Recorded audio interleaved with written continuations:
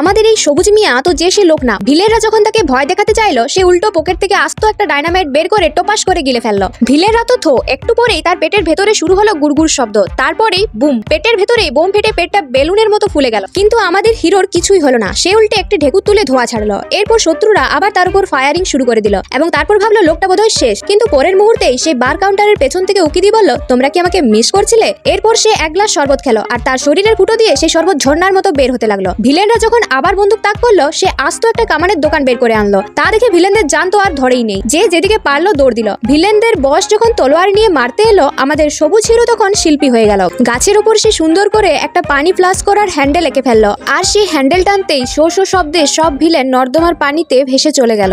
আসলে এই সব কিছু শুরু হয়েছিল এক অদ্ভুত রাতে। আমাদের এই সবুজ হিরোর কপাল ছিল একদম খারাপ। রাস্তায় গাড়ি নষ্ট, পকেটে টাকা নেই, সব মিলিয়ে মনটা ছিল ভীষণ ভার। নদীর ধারে গিয়ে দেখলো একটা কিছু ভাসছে। সে ভাবলো কোনো মানুষ বিপদে পড়েছে, কিন্তু কাছে গিয়ে দেখে ওটা একটা খেলনা পুতুল। পুতুল দেখে মন খারাপ হলেও সেখানেই সে খুঁজে পেল সেই জাদুর সবুজ মুখোশ। মুখে পড়ার সাথে সাথেই সে যেন সুপারম্যান হয়ে গেল। সাধারণ একটা মানুষ হয়ে গেল অদ্ভুত সব ক্ষমতার অধিকারী। শেষমেশ নিজের বুদ্ধি আর তার ওই বিশ্বস্ত কুকুরের সাহায্যে সে দুষ্টু লোকেদের উচিত শিক্ষা দিল আর নিজের প্রেমিকার মন জয় করে নিল।